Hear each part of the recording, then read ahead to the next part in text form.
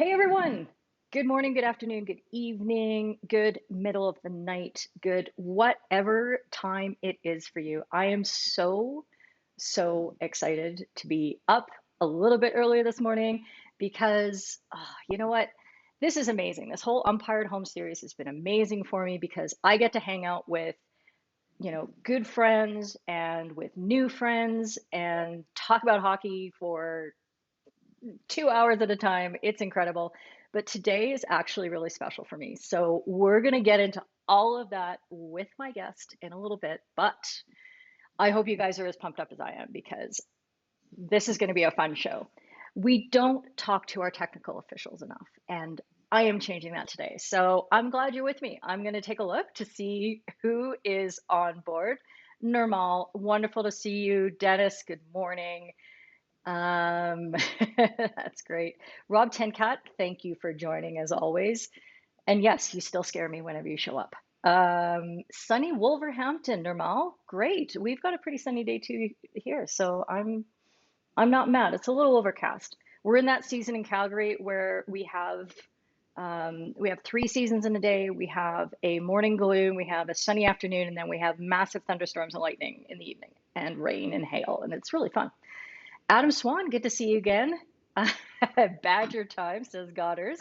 Attaboy. I don't know how I inserted myself into this whole Badger thing, but I think it's pretty cool. So, not mad. Darth, good evening. Of course you're here. I am so happy to see you. Simon Milford is here. Thank you very much. Apparently, Simon is looking forward to finding out what he should have been doing all season as a TO. Hey, there's nobody better to find out from, so very happy.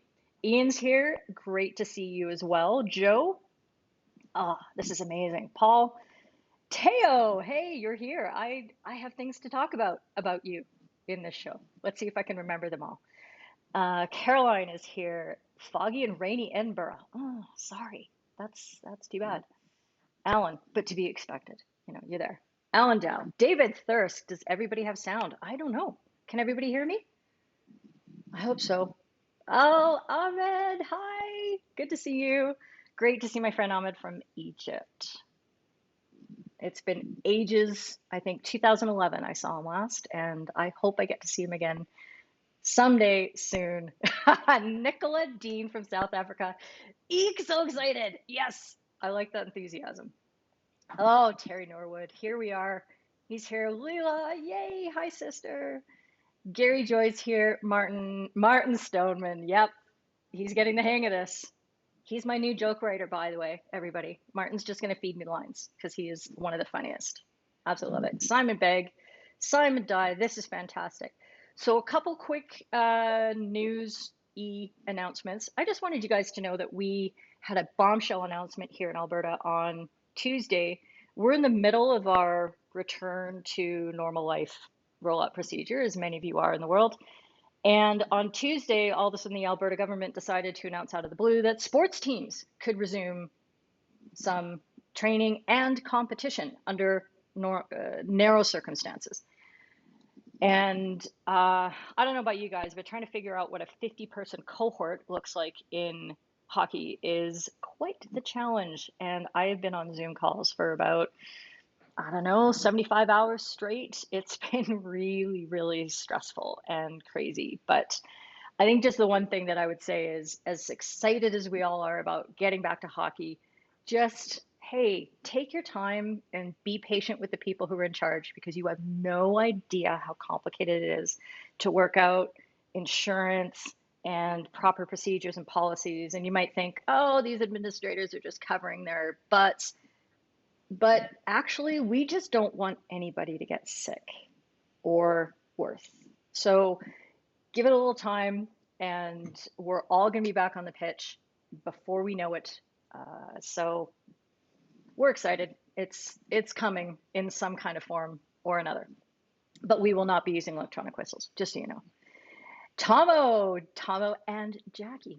Good to see you, Jackie. It was nice to meet you the other time when your better your other person, let's just say it that way, was also being interviewed. So good to see you, Jackie. Ruth is here this morning. Liam, Paul, from the not sunny Falmouth. I don't know where that is. I am going to have to look that up later on the Google Maps. The other thing I just wanted to say really quickly is that last week I announced the soft launch of the FHU third team, and yeah, it's softly launching. Nothing has broken yet, at least not severely. I did have an outage for about 2 hours the other night, but I think it was okay. If you haven't had a chance to check it out, FHU3T.com. If I were smart, I'd have a graphic. I don't. If you want to see more of all the clips and the discussion that I like to promote out on social media, but in a more controlled and searchable and filterable setting, go check out FHU3T.com. And I'd love to see you over there. It's my baby, my pride and joy. I'm very excited it's there. So let me just say another few hellos, and then we will bring on our guest.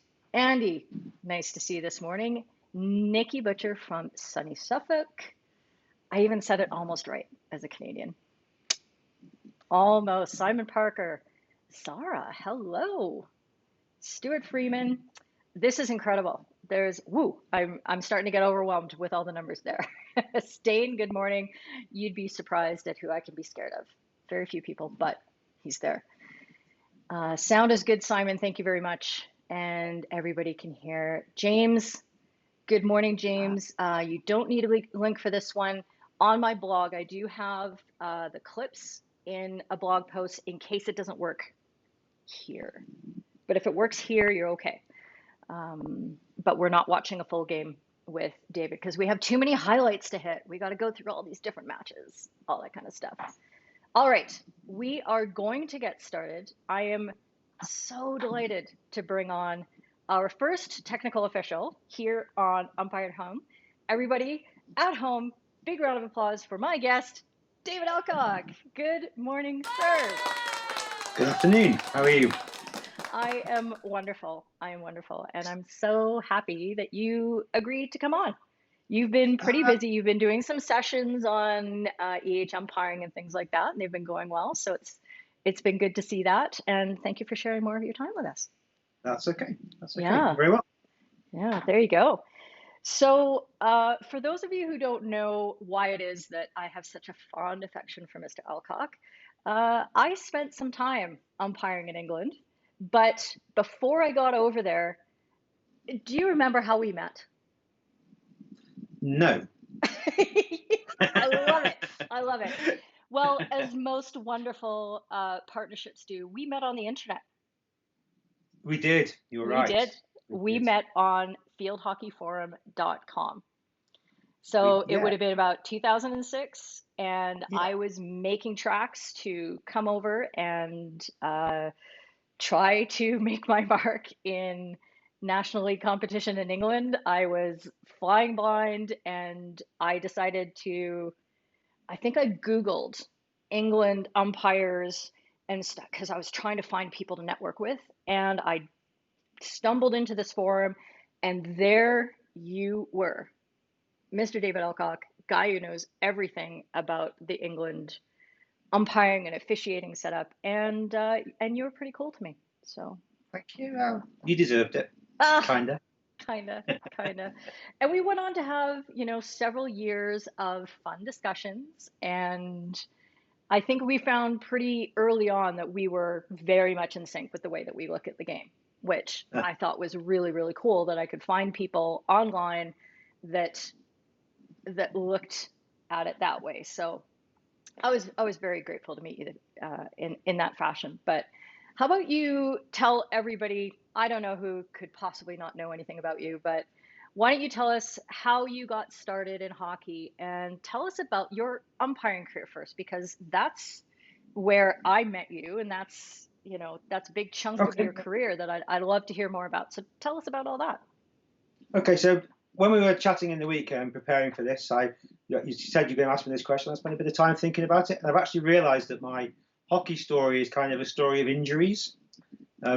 Every step that I've made along the way has been a result of an injury that's happened at some point somewhere else. So I started playing hockey because I got injured playing rugby, which is, those of you who know, it's a ludicrous sport. It's just men and women these days throwing themselves around the pitch, getting hurt. And I got hurt quite a bad injury at school. This was, and when I was fit again, I thought, I'm not playing that game again. What can I do instead? Football, soccer at my school was awful. There was no point playing it. So I picked up a hockey stick and loved it. Started playing them when I was 15 and really enjoyed it. Thought I was quite a good player. I got into my county team. I now know that's because I had a car and I could drive around. That seemed to be the main reason I was selected. And then when I went to university, I was very quickly disabused of the idea that I was a good hockey player. Let's just say those of you who know the English Bucks university hockey setup, I was struggling to get into York University's second team. So that kind of gives you an idea of the level of player that I was. I could hold a stick, I could hit a ball. That's probably about as far as it went, really.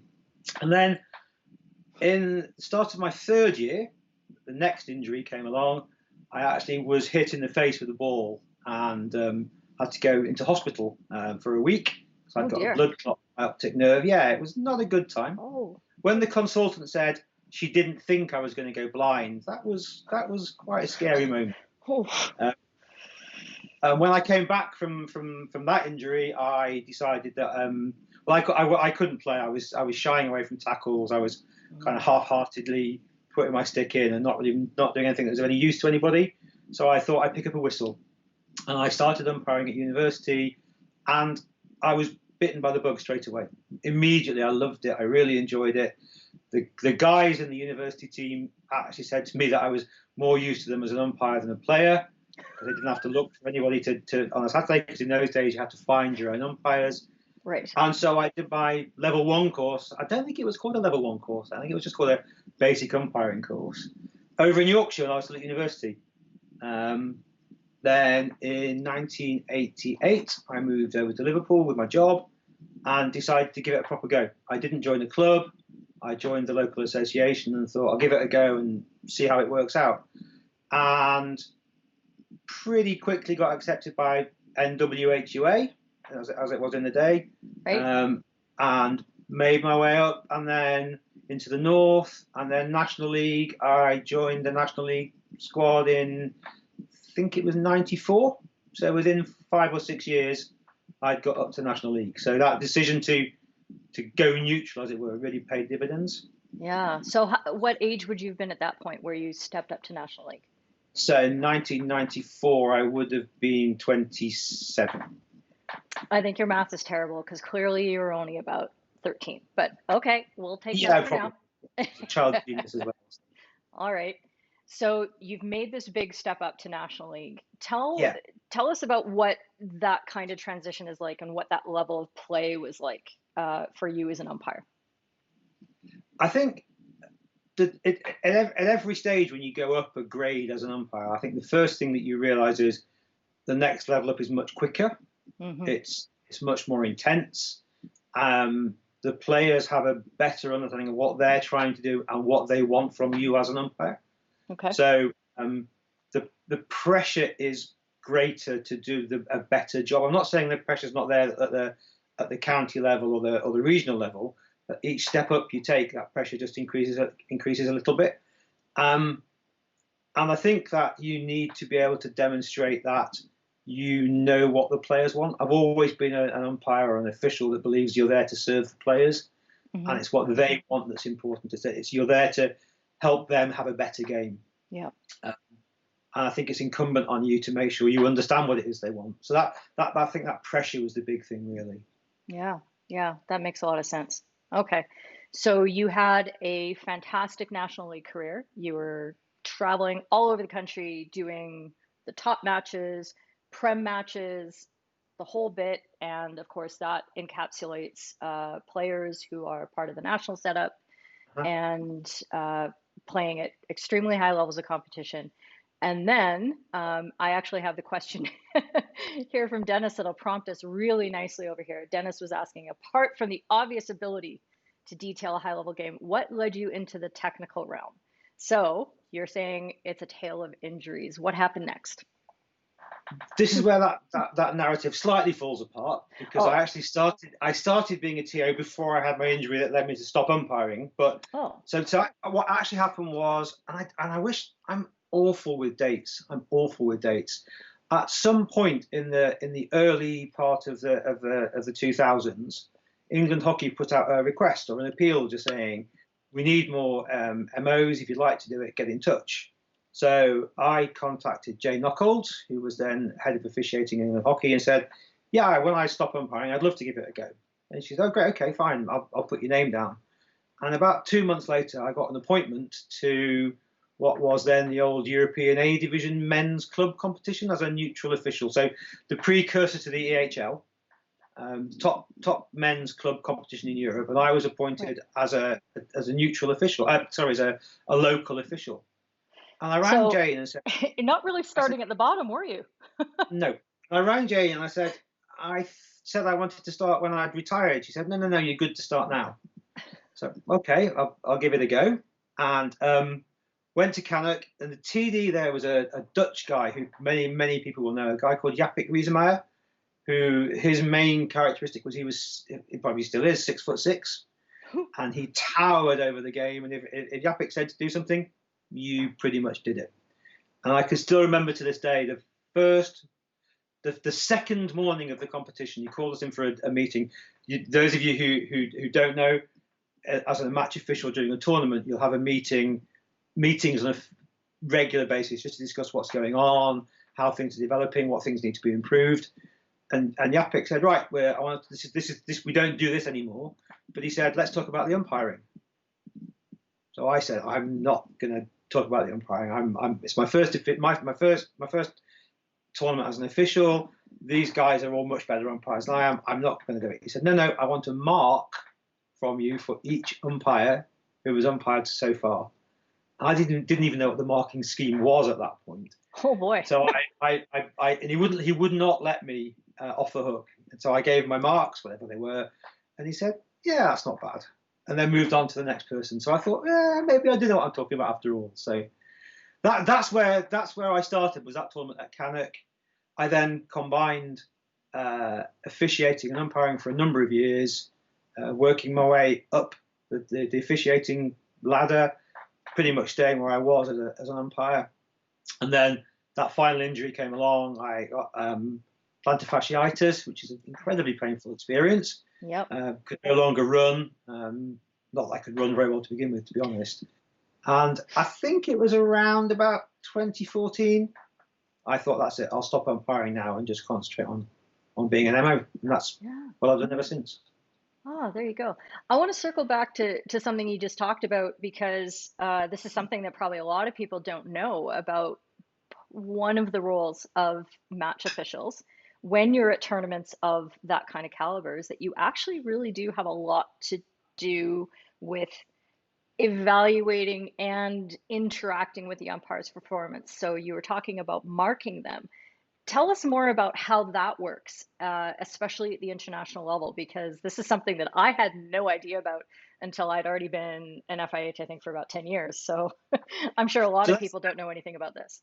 Let's just make one thing very clear, that the more junior officials will no longer have any role in marking umpires. I think that Japik was a little bit of a one-off in that respect.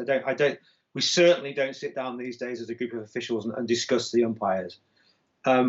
If you go to a tournament as a TD, a technical director, or if you go and people know that you know something about umpiring, then umpires will come and talk to you. Umpire managers will have discussions with you. But even as a TD, you have very little input to the actual marking of the umpires. But you will sit and talk with the umpire managers about how umpires are doing, where good partnerships seem to be developing, where umpires might be struggling with some aspects of their game, where it seems that the relationships between the teams and the umpires aren't particularly strong.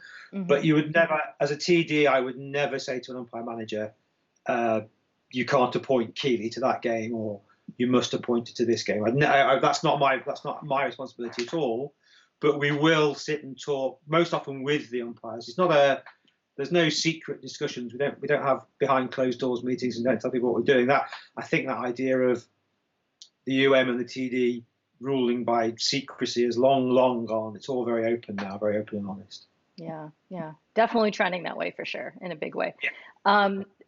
Let's track back just a little bit, because I realize that you and I are throwing over, we're throwing out acronyms all over the place, and maybe there's people out there, especially the strictly umpiring crowd, who might not know exactly what we're talking about. Why don't you tell us about how the different roles and the different levels of officiating work, and maybe how you moved through those levels? Because obviously you kind of would step up and then you'd go to a higher level of play, and then you might do something, in a different role. Tell us more about that. Okay. So I think we're very fortunate in England in that we have a system whereby every league game has a match official, and that match official goes along to the game and assists the umpires, helps control the game, and we get a lot of experience, a lot of exposure through doing that. That's a one person role. So there's one of you at the game who combines a whole number of different aspects of being a match official. We don't do the timing of the games, all those sort of things, but we do control the benches, we look after the suspended players, we record the goals, all those sort of things. So that's something that happens pitch side in England every National League game. I know that doesn't happen around the world. I know not every country has match officials, so there just aren't the personnel. But we do have that system in England. Yeah. So then when you get into a tournament situation, that's domestically or internationally, there are basically now 3 levels of technical officials. So starting at the top, you have your technical director or tournament director, or there's one or two names these days, usually referred to as the TD. And he or she is the person that's in charge of the tournament. They have overall responsibility for every aspect of the tournament, working in conjunction with the relevant continental federation or with FIH, depending on what level you're at. And you have overall, as I say, overall responsibility for making sure the tournament runs smoothly. The TD at a tournament is very, very rarely pitch side during any games in the tournament. They will go down to the pitch side for shootouts or if there's a big problem, but generally speaking, the TD will be away from the pitch side. They leave the pitch management to the TO, the technical officer. Okay. And that's the person who is working with the umpires to manage the game. It's the closest role to what we do as MOs week in, week out on the side of the pitch in England, if that makes sense. Absolutely. So that person will work with the team benches, control the substitutions, work with the managers and the coaches to ensure the behaviour is good, will time any carded players, suspensions, make sure the game starts on time. We'll discuss with the pitch manager about whether we need to water at half time, all those kind of things.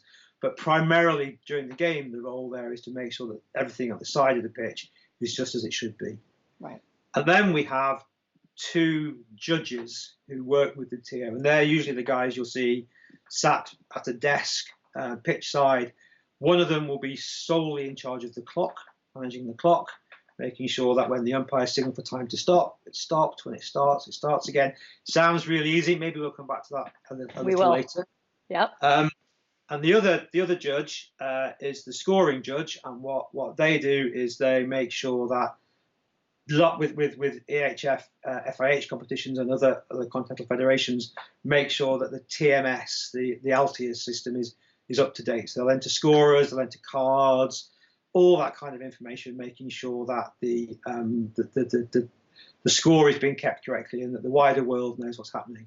So you've got your TD, you've got your TO, and you've got judges. And at each competition, there'll be probably always one TD per competition. If there's a men's and women's at the same time, there'll be 2 TDs working together, but one has responsibility for each gender. You'll have probably 1 TO per competition, and then a range of judges. Sometimes it's 4, sometimes it's 5.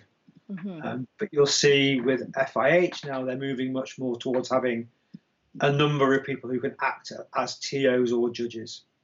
So They're not appointing judges, they're appointing TOs as a whole, and then some of them will act as judges on individual games. Yeah, So that's something that I really noticed towards the latter end of my career, and as I spend a little bit of time looking at appointment sheets these days.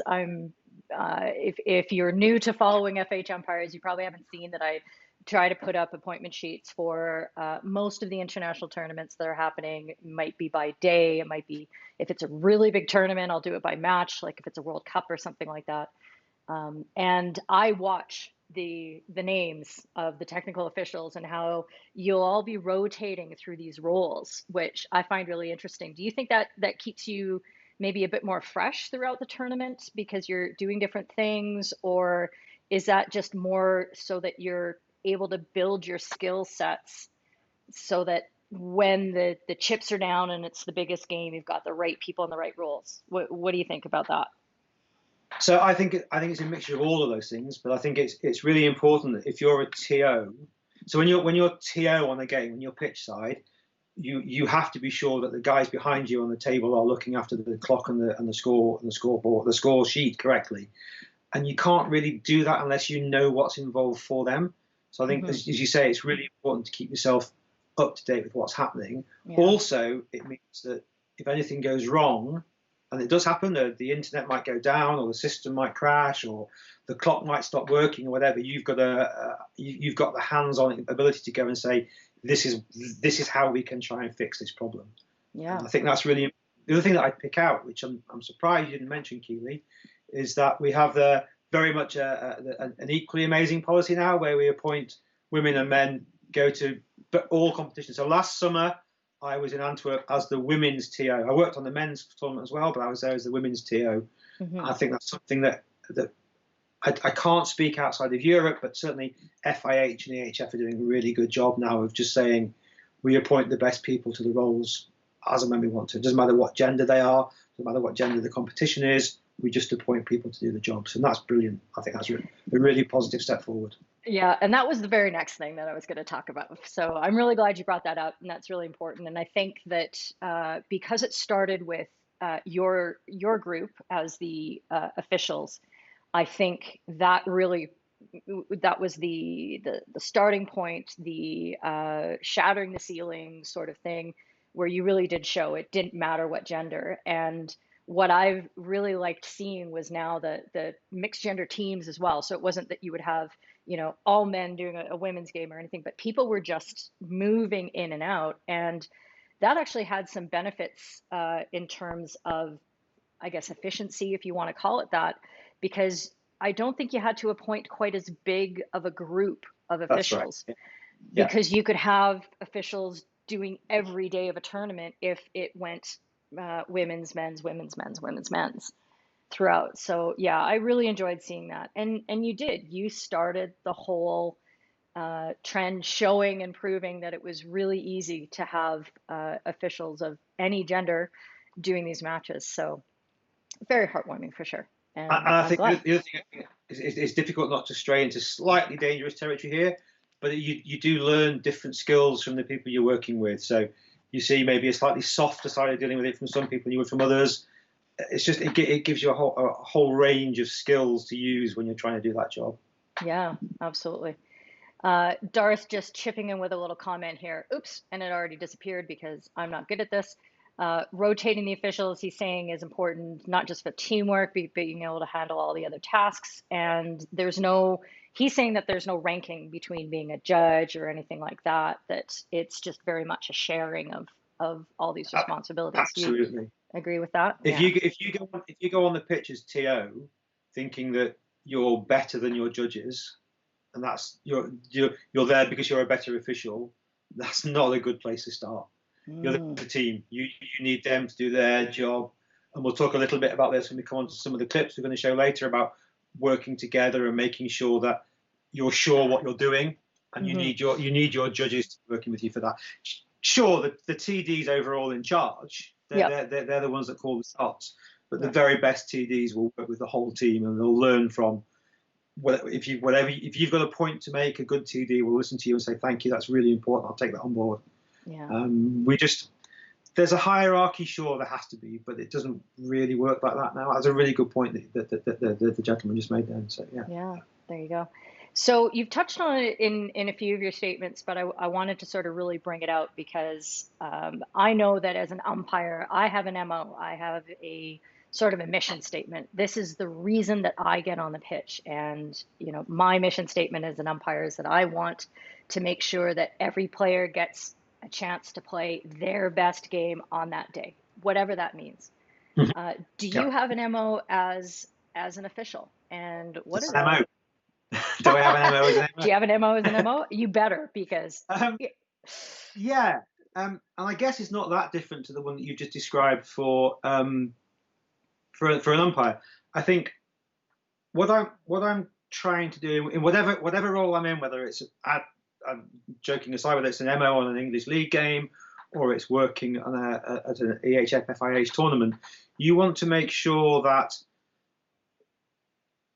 everybody who's on the pitch in whatever capacity can deliver the best of their ability, can do the best they can do. And I think that's making sure that, so I'll make a point when I'm a TO on a game, I'll approach the management of the two teams very early, make sure they've got everything they need, make sure the benches are set up how they want them to be, they've got the right this sounds silly, they've got the right table to put their stuff on by the side of the bench, they've got the ice they need, etc., etc., etc. I'll make sure that the umpires are set up and ready to go, and I'll try and take all the pressure off them about are the goals right, are the flags in the right place, are the teams doing the right thing, have they got the right kit on, so the umpires can go out and just purely think about what they need to do for the next 60 or 70 minutes, depending which set of regs we're following. And I think that as an MO, as a TO, you're there. If you're noticed, you've got something a little bit wrong somewhere, because you're there just to make sure that everything's ticking over nicely. Everyone can do the best of their jobs, and you're just the person who's there facilitating that. Sometimes you have to get involved, you have to step up. But my principal view of what I'm there to do is to make sure that everybody can focus on what their job is by doing my job to the best of my ability. Yeah, that's great. You said that you want to take the pressure off the umpires so that they can do their best job, and that's part of your teamwork. Tell me a little bit more about that, because when I am working as an umpire manager with, for example, young umpires who haven't been to a tournament before, one of the things that I have to tell them is that they'll be saying, oh, well, the flags are in the wrong place, and what about the watering, and what about this, and what about that? And I say, just focus on what's inside the big white box.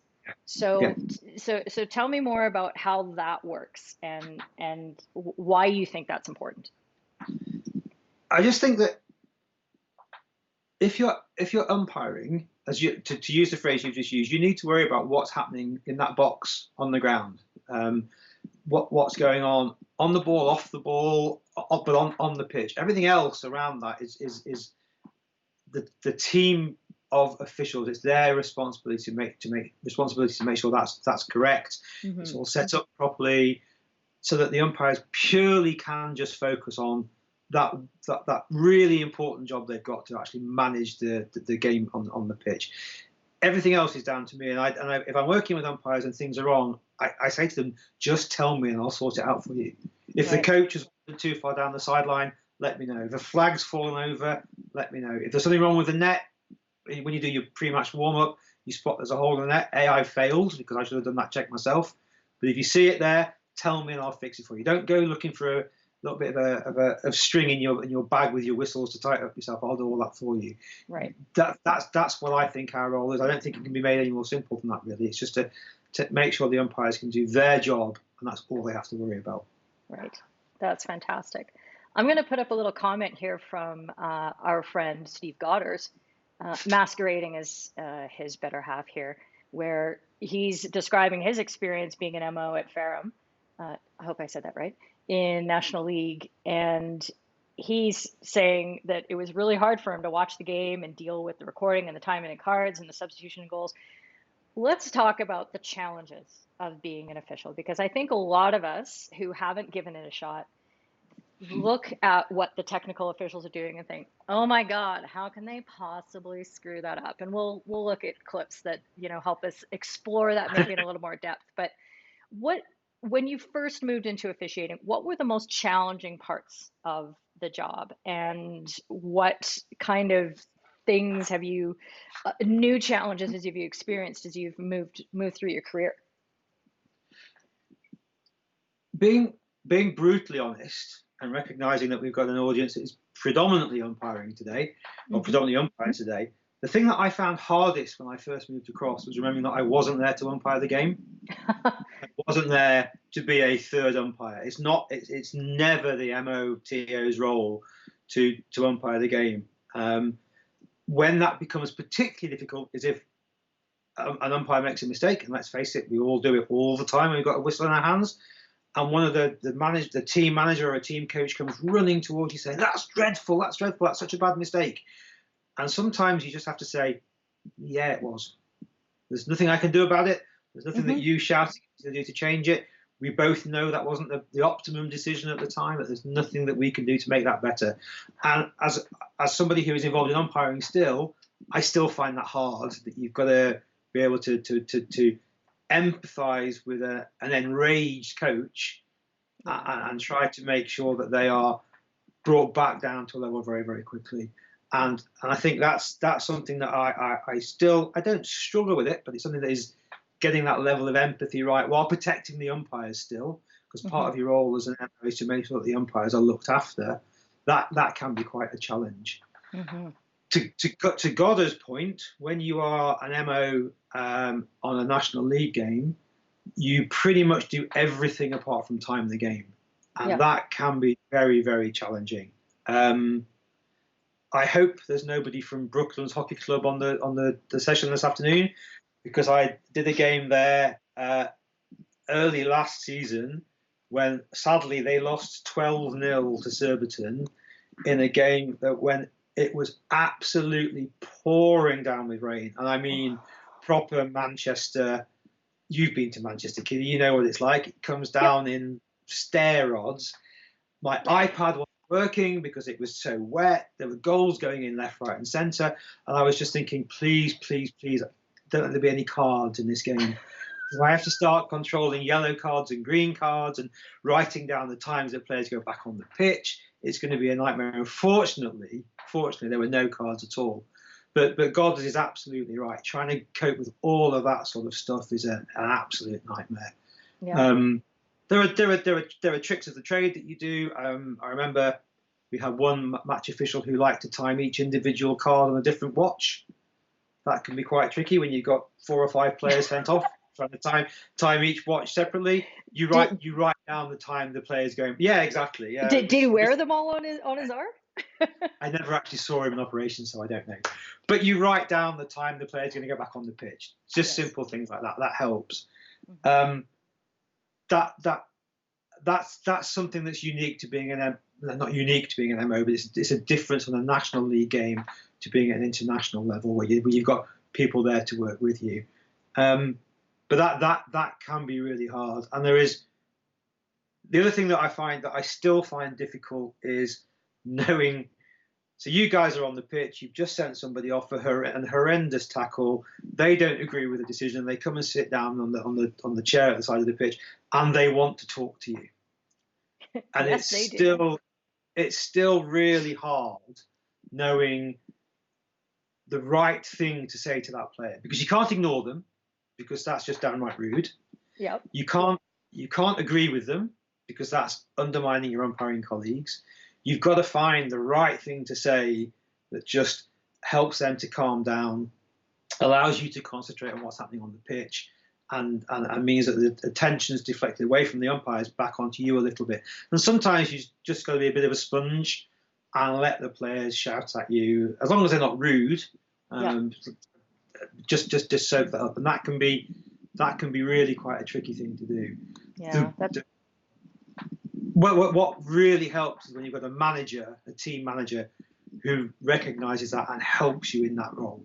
So the very best team managers will be there with the teams, calming them down, making sure the players are behaving well. But sometimes that part of the role can be really, really tricky. Yeah. Tell me more about that interaction with the managers, because at the higher levels of play, the managers really perform a very important role Yeah. in the matches that maybe we don't appreciate at other levels. How do you create that relationship, and how do you use that to your benefit and to the game's benefit, and throughout a tournament or even just in a standalone match? How does that all work? So it's all about building relationships. And at a national league level, it's relatively easy to do that because you tend to work. We were talking before we went live about the money situation across the world of hockey at the moment. Clearly, there's not tons of cash floating around England hockey. So as a match official, I tend to be appointed to the same few clubs relatively locally, and you get to know the people who are involved in that. So you build up a relationship, and you go along and you try to help them understand you're there to assist them. You try to make sure that they know what they're doing, that they know what you're doing. Mm-hmm.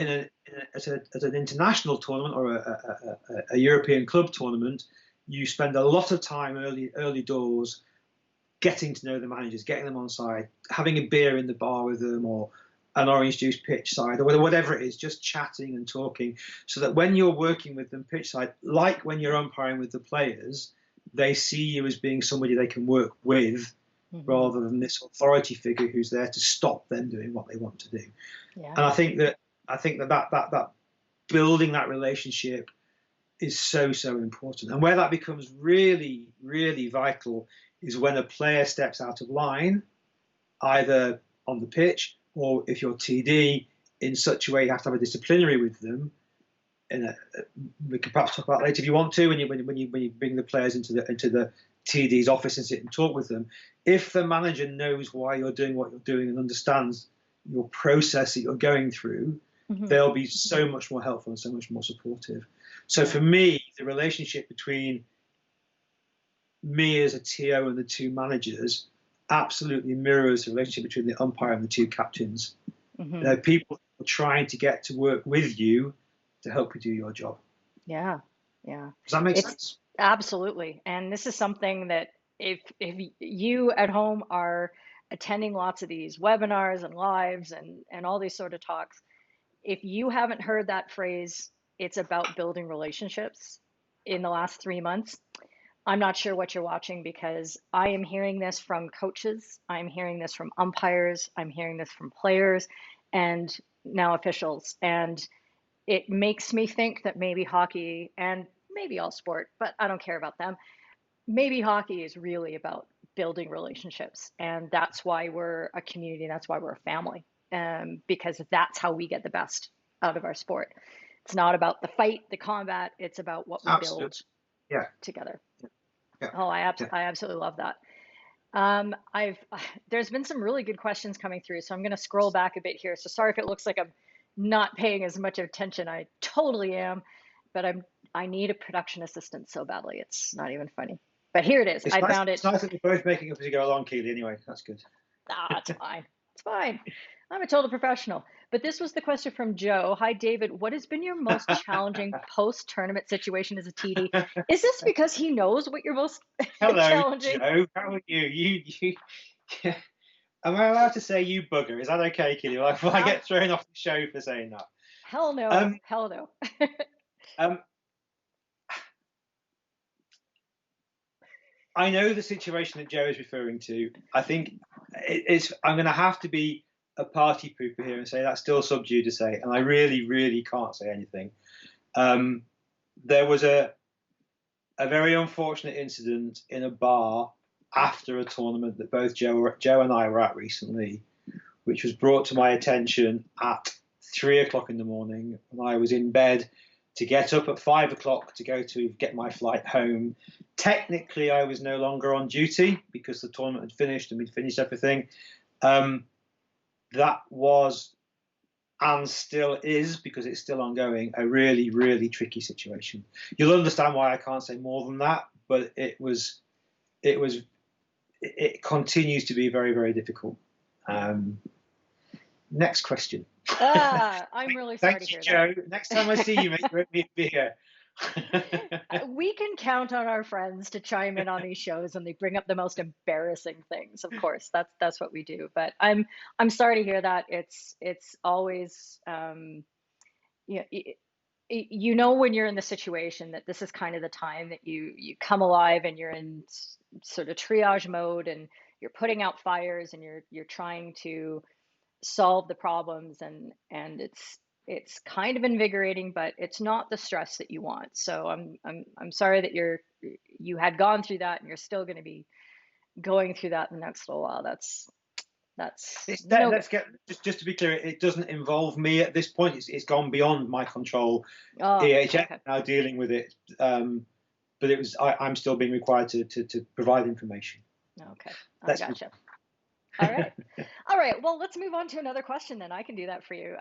James is asking what is the main difficulty when you're timing the cards? Is it because of the timing of the fives and the tens being very strict, or is there anything else that makes that, would it be easier if it was, I mean, I remember back in the day where we'd be like, that's been about 6.5 minutes. Let's bring that person on. And that might have been about 20 years ago, to be fair. But is it easier now that you have set times and that sort of thing? And how does the stoppage for penalty corners and goals enter into that when you're at that level? Does that make that more fun? How long have we got? Because this is real. This is real Geeksville area. This is. Thanks, James. There is no difficulty. Timing cards is not in and of itself difficult. As I say, what we tend to do these days is that we will note down what time a player comes off and sits down. We'll write down what time they're going back on, and when the clock says that time, we send them back on. When you're at a tournament, that's pretty straightforward because the clock's counting down. You've got somebody else worrying about that for you. You've got somebody else who's sitting there literally with their finger on the button, and every time the umpire stops the clock, the clock is stopped for you. What I tend to do is that I will tend to show, I'll write it down, and I will show the player and the manager what time they're going back on, just in case there's a language problem, because the numbers are the same for everyone. But I'll say, you don't go back on until I tell you that you can. But that's when you'll be going back on. Mm-hmm. There's a whole, we won't go into the question around penalty corner stoppages because it is a remarkably geeky area. But suffice it to say that these days at international tournaments, when a player's time is up, they go back on the pitch, even if that's in the middle of a penalty corner being executed, simply because we stop the clock before penalty corner. Therefore, if their suspension expires just before the time is stopped, they can go back on and be involved in the corner. If their suspension expires after the time has restarted, they can go back on and engage from the halfway line anyway, which they could do if they were a defender not in the behind the goal line. So that's not a problem. The issue is when you are a MO on a national league game, and you are starting and stopping your own watch, writing down times. It's raining. You forget to stop your watch. You accidentally stop your watch. I try to use my product placement, my Apple Watch, and sometimes it doesn't start properly, and so on and so forth. It's not actually timing the card. It's making your watch work properly that's the issue. Right. Is that right. geeky enough? Oh, I love it. Absolutely, it's geeky enough. It's really funny because I say this every match that I do, and it doesn't matter if I'm doing an under 12 junior game or if I'm doing something internationally. There is absolutely no question that if there is a stoppage in play, I will be the umpire who F's up their time. I cannot for the life of me restart a match with my watch. I'm good at stopping, but then, I don't know, 15 minutes later, I'm like, oh, that's not good. So, I mean, if I have a tech table and if I have a scoring judge or a match official who's running the clock, I am so grateful because there's no chance I'm going to get that right. And otherwise, I just tell my colleague, I said, yeah, by the way, when I do this sign, it means that I've screwed up my watch. And it's inevitable. It absolutely happens. Yeah, it just happens every time. The people who I am absolutely in awe of to this day are the guys who are the timing judges, who not only run the stadium clock, but also keep a separate stopwatch running, and that's accurate as well. I've Right. got no idea how they do that. Right. So they have a stopwatch as a backup, Yeah. and they're doing that while they're doing the stadium clock. And like you, I'd be forgetting to start this one or pressing the wrong button on that one. Yeah. That's why you're a team, because there are people who can do those things that you just can't do. Absolutely. Totally agree. Here's another kind of geeky question, and we're going to go on a different angle on this because I took a look at this and I thought, ooh, this will be a little intriguing. Andy Waller's asking about who are the coaches listening to from the headsets that you see them wearing? Tell us about what they are allowed to do from a technical perspective when they are using communication devices. Who are they listening to, and what are the limitations on those? Right, I'm going to assume that the question is about team coaches, not umpire coaches. Yeah. The team coaches are certainly not ever listening to the umpires. That just would not happen.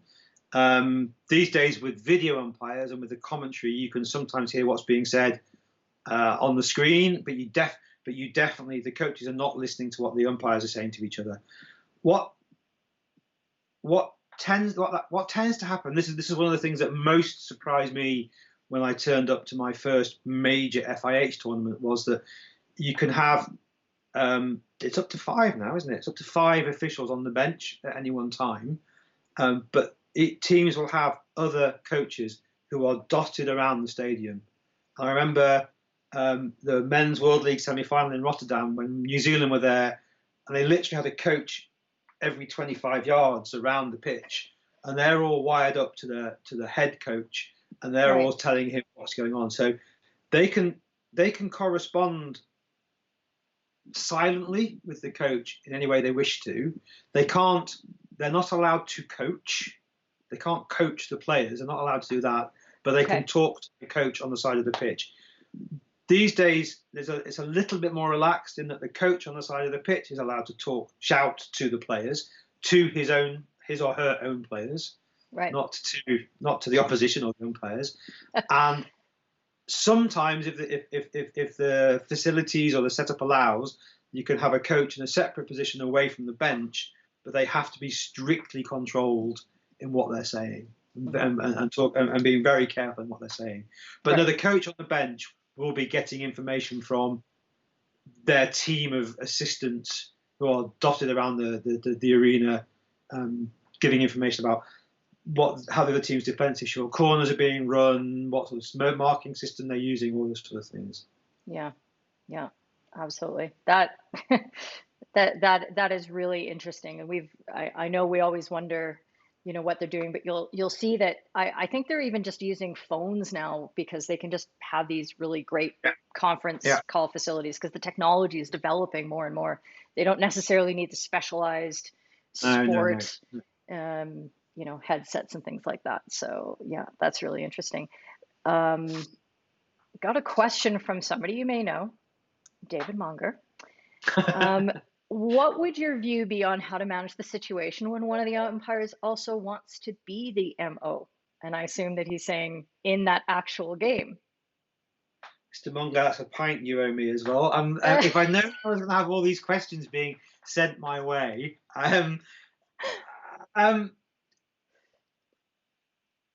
sometimes it's necessary to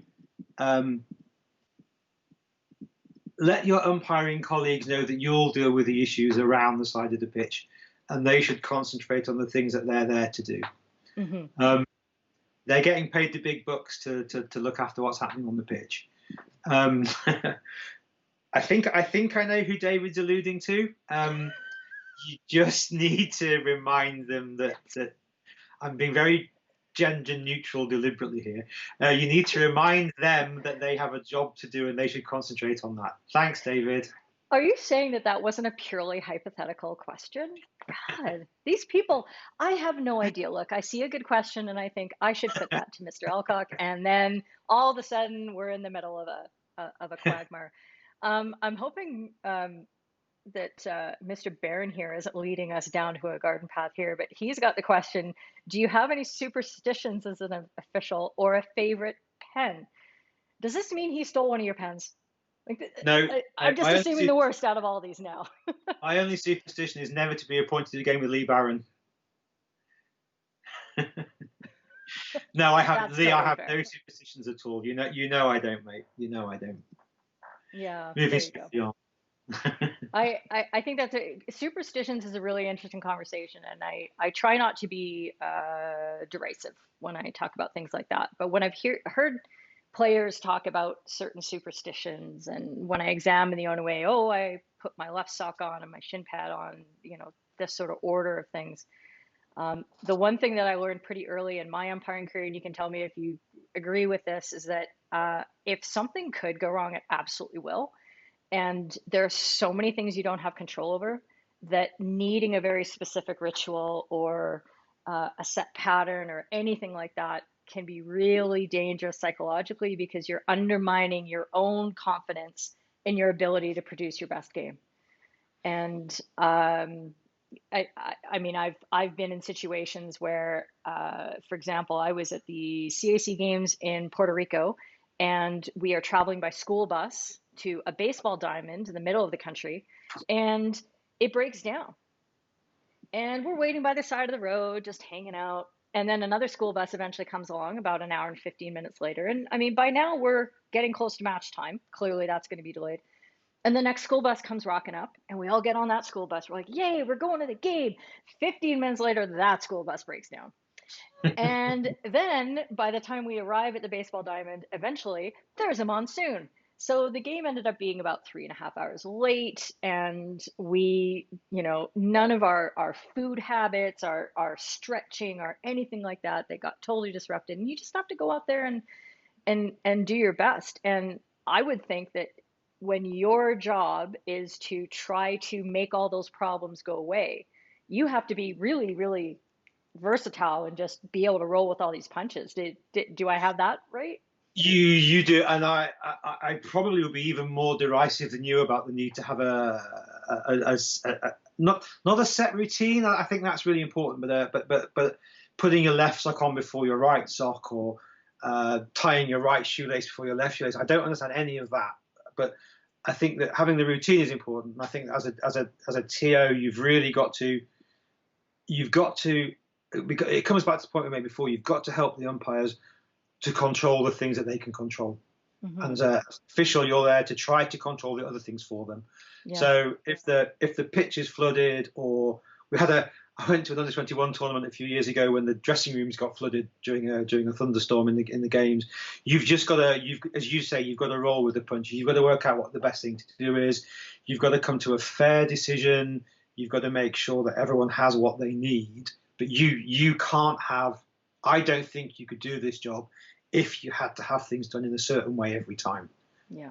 I just don't think that's a possible, a sensible way to work at all. Okay.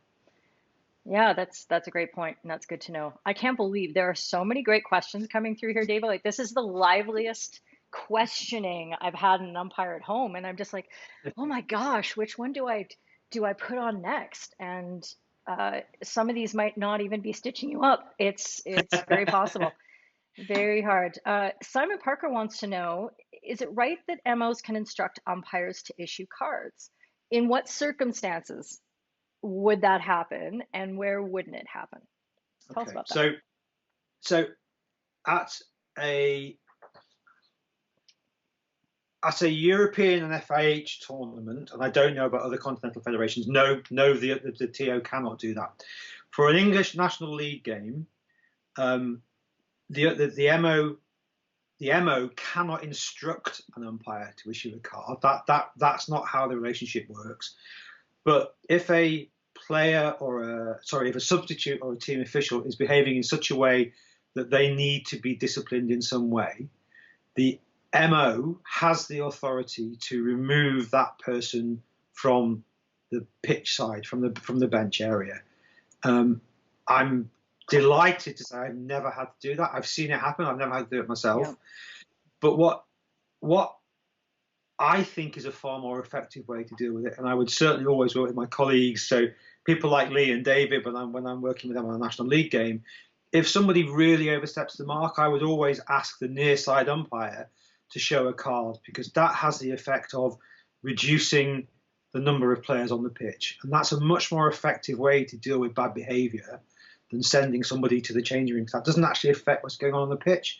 And what that does is that puts the pressure back onto that person, their teammates, then say, why are we're now a player down for 5 or 10 minutes, or maybe the whole game, because you've been an idiot.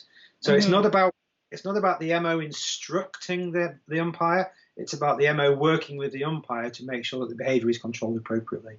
Right. But just to be clear, that's an English National League regulation. It may be the same in other regulations in other leagues. I don't even know if it's a North League in England regulation, for example. Yeah. But that's the work at National League level. Yeah, that's a really common question actually that I get coming through on FHumpires channels, where people ask, well, can you card the captain for the coach misbehaving on the sideline? Can you card the captain because a fan in the stands is insulting an umpire? And what I always tell them is, you first have to go to your local competition regulations and figure out if there's any remedy in there, because we have the rules of hockey that apply and should apply to everyone in every jurisdiction everywhere. And then we have regulations, which really is, your field of expertise and your area of focus. And that's where the variations come in. And maybe you can tell us a little bit about regulations, since we're on this topic. And because I find it really interesting. I do get a lot of questions about regulations coming through. And it's fun, because to me, they're just other laws. They're other, I get to put my lawyer hat on and look at stuff. But what I find is people don't necessarily understand that distinction, and how the regulations can vary from tournament to tournament. How do you work within those regulations? What do you do, for example, when you're going to a big tournament in Europe or to an FIH event, and you've got a set of regulations in front of you? What's your process? What do you do with those? So the first and most important thing, and as an umpire, I was that umpire who always knew the rules and the regulations we were playing to. I always made sure that I knew. There's a very famous famous is the wrong word to use. There's a well-known story about an umpire in England who gave a red card in an extra time of a cup game, when a goal had been scored and it should have been a golden goal. The game should have ended, but they restarted the game. Extra time continued, and a red card was given because they hadn't read the regulations. So that's why I think, as an umpire, you have to know what the regulations you're playing to are. My process, such as it is, would be to ensure that I've got the latest regulations. I know what they are. I'm going off the screen here, aren't I? I'll try to get myself back in the middle of the screen. That way. I'll make sure that it's mirrored on the screen. I'll make sure I've got the latest regulations to hand. I'll know what they are. I'll know what the salient bits of those regulations are, because lots of them are things about player eligibility and how the league structure will work, and what relegation and promotion look like. Those bits aren't important on a day-to-day basis when you're trying to manage a game, but you do need to know what your powers are in terms of can an umpire show a yellow card to a captain for a spectator? In my experience, no, they never can, but they can show a card to the captain for the way that the coach misbehaves, if that's in the regulations. So it's really important that you understand those. And then one of the things that I think you'll know from your experience, Keely, is that we make sure that at every big tournament there's a pre-tournament meeting where we go through with the team managers all the bits in the regulations they might not know, the things that have changed. We make it clear they understand if it's a European club competition, what the promotion relegation rules are. We make sure they understand that a number of games won, it will be the first tiebreaker if the points are equal, not necessarily the goal difference. They'll make sure they understand that the result between the teams might come somewhere in that ranking as well. It's essential that the umpires and the managers know how those things work. Yeah. I think that the other thing that I would say is that I will always make sure that if I'm asked a question about the regulations and you just flash something up there about being sure, Yes. I and there's a very very well known European TD called Bjorn Iceberg, who I'm sure you've worked with or at least you've met. I will, if someone asks me a question, even if I think I know, I will say I'll come back to you, and I'll go away and I'll read the regulations and I'll give them an answer based on knowing what those regulations are, not what I think they are, because that way danger lies. And if these days with your iPad or your phone, you can find them in seconds and find the regulation and just say, okay, I'll go back and find that person now and tell them the answer. But you have to make sure that you absolutely have the regulations. I always take a paper copy as well, so you can actually sit and show somebody in the office how things work out. But you've got to know them. You really have got to know them. Yeah, yeah, that's excellent. I just have to flash this up because it made me laugh so hard. Tea will be ready at 6. Okay. John is asking if there's any fussy rules or regulations that you think don't serve any purpose and you wish that they weren't there. There used to be. There used to be the regulation about players couldn't wear white shoes or white socks and couldn't have tape in the last 25 centimeters of their stick and all those sort of things. Yeah. They were an absolute pain, They've gone now.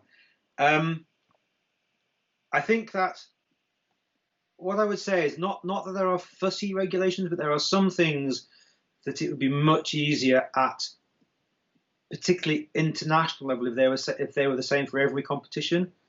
So, for example, in European competition, the players are not allowed to have any sponsorship at all on their sticks or the goalkeepers' helmets or their gloves or their pads.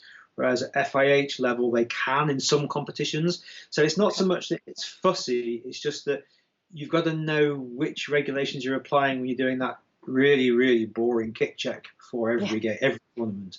But no, Wait, there's something boring about your job? That doesn't sound right at all. When you have to check 32 sticks and 32 sets of gloves and 4 goalkeeper helmets, yeah. So no, I don't think there's anything that's fussy. I think all that fussy stuff seems to have gone recently, but there are things that are just a little bit. They vary from competition to competition. Yeah. More questions about regs. Baz is going to be pretty excited about this. James is asking if you get directly given regulations as a document before the tournament. He's saying it can be really hard to find as a copy as a curious spectator. James, by the way, if you ever need to know where the regs are, I can point you in the right directions because, like I said, I get the questions all the time. And just like David said, you got to look it up. You don't assume. Make sure you have your source in front of you before you answer the question. So I can help you out with that, James. But David, how does that work at the international level? So in my experience, it's the TD's responsibility to make sure that they have the relevant regulations. Usually, EHF or FIH will tell you which regulations you're applying, and we have a pre-meeting with the relevant international federations, and they tell you what you're applying. As TD, I will make sure I send those out to all of my officials, and I'll usually email the teams as well and say, just as a reminder, we're using this set of regs with these variations. If you've got any questions, please come back to me. The other thing I would say to James is that when you've done this a few times, you know, a bit like yourself, Kelly, you know where to go to find the regulations that are in play. They're always on the FIH website. They're always up to date, and you can always find the set that you need. Yeah. EHF have been incredibly helpful over the past 5 or 6 years, and they don't issue separate regulations. They have a few competition-style regs around the FIH regs, but EHF use the FIH regs as their basis now, and that makes life much, much, much more simple. Yeah, that totally makes sense.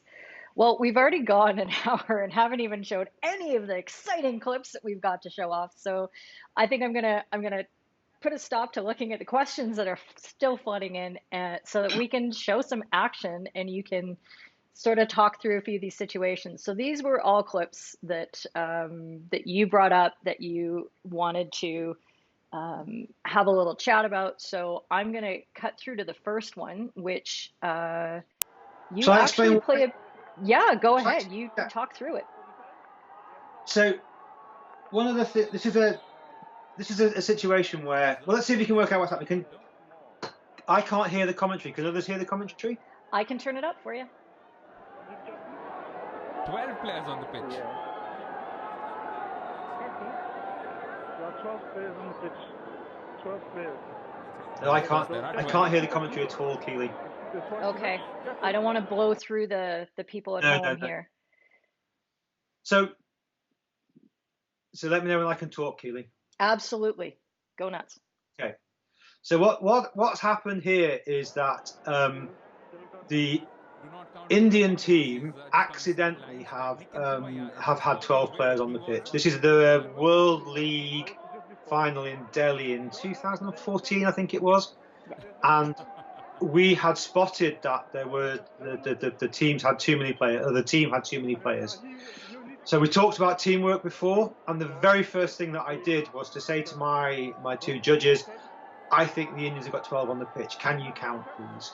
Mm-hmm. So the judges checked there were 12 on the pitch, and both confirmed that.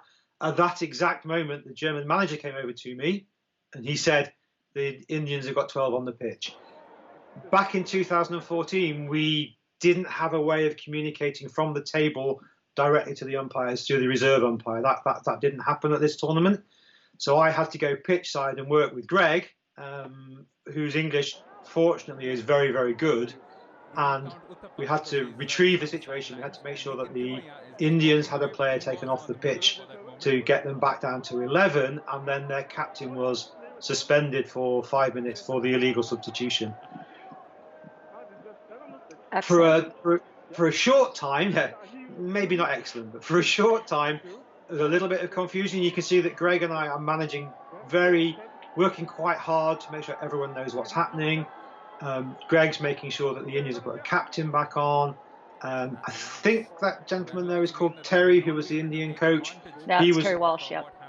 He was embarrassed at what happened and worked with us. He recognised that a mistake had been made. You can see me going back there, just checking with Greg that he's happy. We've got the right number of players on the pitch now, and we can start. What's that, Keely? Yeah, that's you flashing your blue steel on TV. How often is it that you get a full face shot of you on the sideline? My bad no-shave Indian beard there, because I didn't want to get the water anywhere near my mouth. So the key point there is that Greg and I had to work hard together to make sure we resolved the situation. The Indians were absolutely fine with it. They knew they'd made a mistake. The management team were really good. The German guys came across to say they've got 12 on. As soon as they saw we were dealing with it, they walked away and let us get on with it. But the key thing there is, I think, it's that absolute clear communication. So my suspicion is they got 12 on the pitch. I made sure that my judges had double checked they've got 12 on the pitch, and at that point, then you've got to intervene in a way that is calm and controlled. As I say, fortunately, Greg's English is probably better than mine, so I could have a conversation with him and make sure he knew what was going on. We explained to the team management, we explained to the team, and they were really responsive. And then when you saw at the end, we did that little bit of checking where we made sure that everyone was happy. Greg was happy. The Indians had got the right players, they got the right 10 on the pitch. The captain was sat on the side of the pitch. They got a new captain on. And that all happened in the space of, well, you saw 90 seconds or so. And that's, for me, that you've asked about key skills. I think that ability to communicate very clearly is as important for an MOTO as it is for an umpire. Yeah, I love that. Jade's asking here, in this kind of circumstance, how would you manage things if the team with too many players goes on to score a game-winning goal or something like that? Is that a nice setup for the next picture you wanted to show, Keely? It might be, but I don't think Jade, actually, I didn't text him beforehand. He has no idea what I'm showing next. So that was just pure coincidence. Should I show the next clip first, or do you want to talk first? Let's talk a little bit, and it's a clip, isn't it? Yeah. So the answer is, Jade, if it happens and nobody spots it, there is nothing you can do about it. The only way in which you could possibly do anything about it, if you were lucky enough that they score a goal, and before the umpire has signalled the goal and restarted the game, somebody points out the team's got 12 players on the pitch, then you can not give that goal and you can restart with an appropriate penalty once you've sorted the situation out. But if they've scored a goal and you've restarted the game and it comes to light that they had 12 players on the pitch, you cannot go back to fix that. You simply cannot go back to fix it. And I think that we're about to see a clip from the World Cup's fourth place playoff in Holland two World Cups ago, when the Argentinians played with 12 players for quite a long time. Yeah, I'm going to flip this over here really quickly. Sorry, because I realized that I'm going to get in the way of the graphics, but that's absolutely right. I remember when this happened, and I remember watching this game. And at this point, so here, I had so much fun making these graphics in iMovie. It's not even funny. It was so unnecessary, but I still had to do it. So at this point in the game, we've got our 11 players on the pitch. And, oh, it's still messed up. That was right at the point where the 12th player stepped on. And here we are. It's second half, because we're still playing halves at that point. And we're counting up the players. Here they come. This really was fun. It was like stop motion. And Vivaldi makes 12. So lead us through this. How does this happen? And what do we do about it? So do you want to can you replay the clip and just show when the guy runs on, kid? I think it's right at the very beginning of the clip, right by the halfway line. You see an Argentinian guy running on, and no player coming off. So you sort of see him out of the corner there. Something happened. Right. Let's see if I can go back just a little bit further, because it's after Fox takes the sideline hit, and there he comes right there. He's coming running off the sideline, and we're going to see him enter the pitch just on the side. So we're counting up, and we still have 11, and then it's right there. It's that guy. Sorry, I don't know what happened. I love technology. It makes my life better, but just not in this moment. And yeah, sorry, I can't get right back into that moment. But there, he's there, and I had drawn a big arrow to it. It was going to be so clear. And so what's amazing about this is that I think lots of people were watching this game, and we couldn't work out why it was that England were playing so well but could not break down the Argentinian defence. They just could not get through. And nobody noticed that the Argentinians had got 12 players on the pitch. And in fact, I've spoken to one of the guys who was playing, and what actually happened was that a player's partner in the stand noticed that the Argentinians had got 12 players on. She went and found Danny Kerry, who was sat in the stand as an assistant in a performance director role. She told him. He rang down to the bench to tell them. Here's where the Argentinian guy goes on, by the way, just there at the halfway line. That's where the 12th player comes on. Danny rang down to the England bench to try to speak to the management team. By the time he got through to them, the Argentinians had realised and had taken off the 12th player. So there was nothing at that point that could be done. What was amazing was that I nearly gave the name away. Then the player who I spoke to said that most of the players did not know what had happened until half an hour after the game, when they were told there was going to be a protest. So what that means is that you'd got 11 England players on the pitch and 5 on the bench. You'd probably got 3 or 4 of the England management team pitch side. You'd got guys in the stand as assistant coaches. You've got 2 umpires, you've got 3 officials, you've got the TD, and no one noticed that they've got 12 on the pitch. So the idea that it's a simple thing to see and it's ridiculous when the officials don't see it really isn't true, because nobody saw that. And as I say, the England players didn't even know it had happened until half an hour later. To answer the specific question, what happened was, and I guess a lot of the English people watching this will be aware of this, England appealed or protested about what had happened there, and the TD quite rightly heard the protest, said there's nothing we can do, that happened in the course of the game, That's just the way it goes. But they did agree that it had been a particularly egregious breach of that particular rule, and the Argentinian captain was suspended for one game, which would have been the first game of the next tournament, because that was the last game they were going to play in that particular event. So yeah, the goal can't be. In fact, Argentina scored.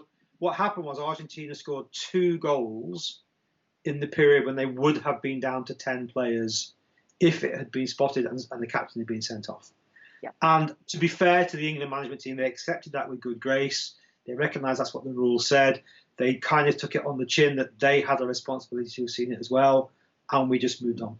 Yeah. But yeah, you can't go back and replay the game. That just When I went back to look for the media reports about this game, it was stressed how the England staff were simply just trying to point out the circumstances and make it clear that they weren't trying to be crybabies, they weren't trying to say anything like that, but that let's draw attention to this so that we can ensure, and maybe it's a warning for all the teams as well, is that they have a role in trying to help and make sure, because it is something that, like you said, seems so basic and so easy, and yet was so challenging that nobody saw it.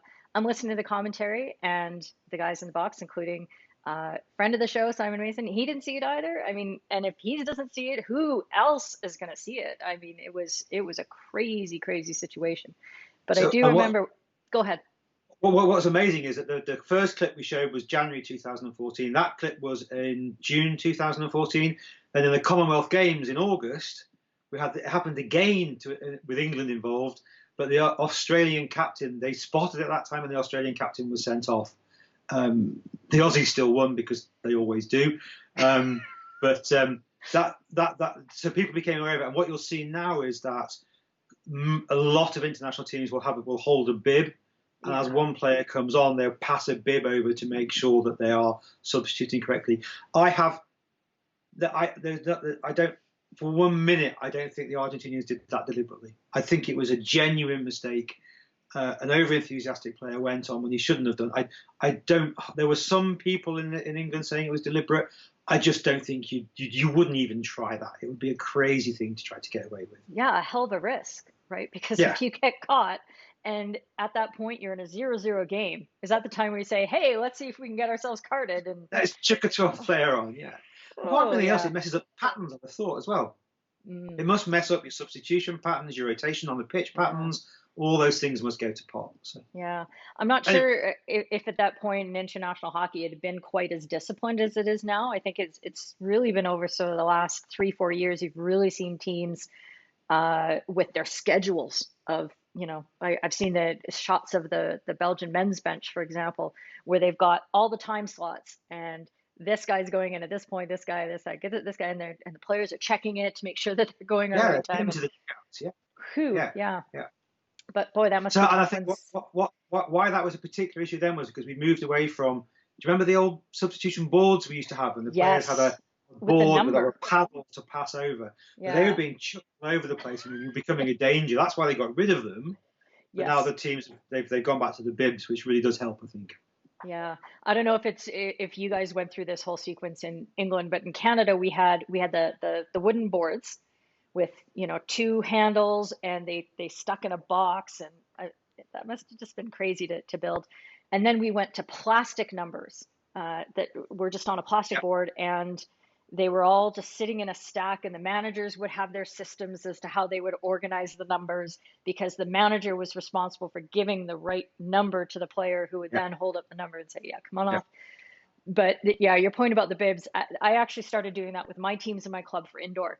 Every team that I coached, I would bring all the bibs, and I said, you don't step on the pitch unless you hand off a bib, because I was having trouble controlling their substitutions. We have some pretty novice players who don't quite understand. They're running on while their teammates going off the other side and all kinds of garbage nonsense. And I'm like, stop the chaos. So I made them start trading the bibs, and they're like, oh, this is a genius idea. And I said, yeah, I made it all up myself. As you would expect.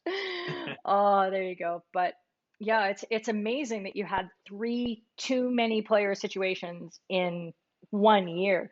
Does it happen like that, where on the international scene, there'll be some weird technical regulation situation come up, and then it's like a rash that spreads, or a virus. I honestly, I think that was just the transition from having the substitution boards to not having them, and as I say, players just getting overexcited and going on at the wrong point. It does, as an official, it really does help when the players cross each other on the halfway line. At least you saw with the Argentinian guy there, he was running on as he thought someone had come off to the bench, but that hadn't happened. So we do try to make them come off in the middle.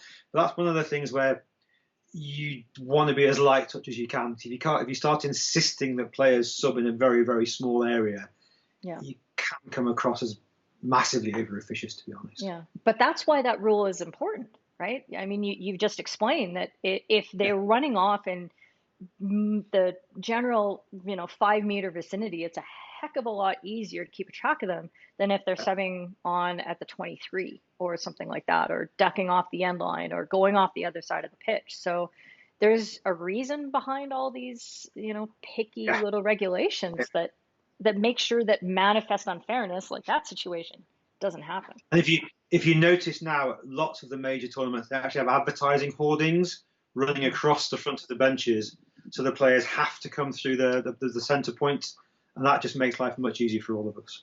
Oh, that's very clever. I like that. It's good. It's good to see that that does happen.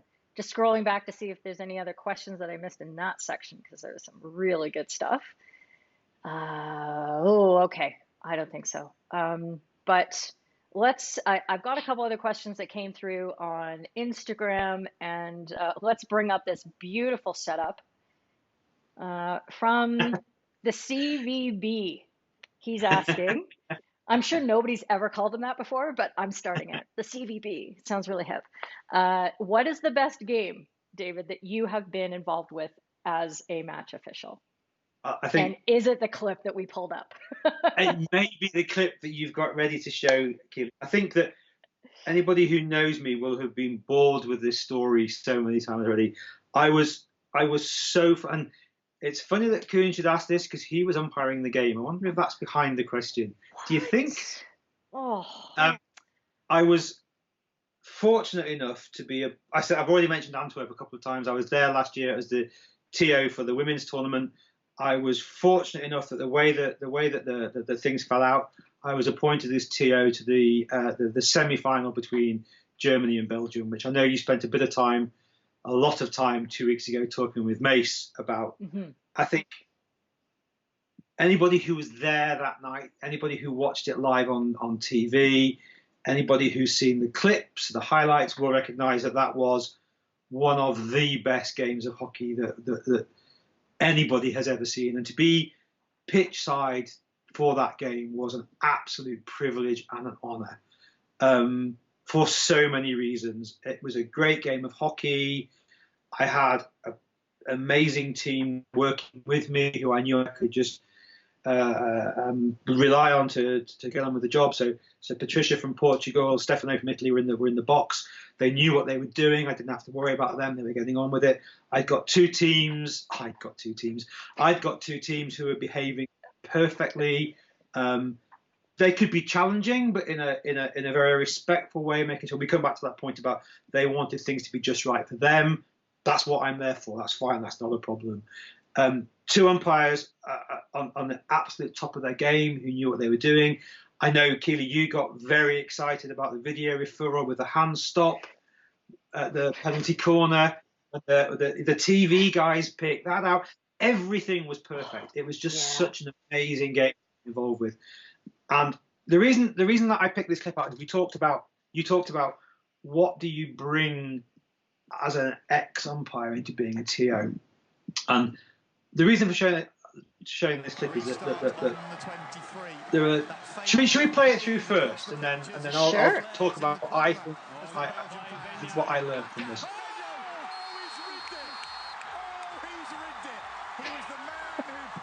He's rigged it.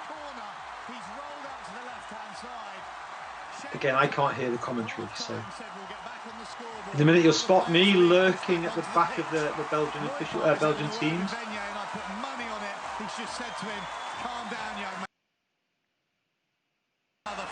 minutes and 50 seconds.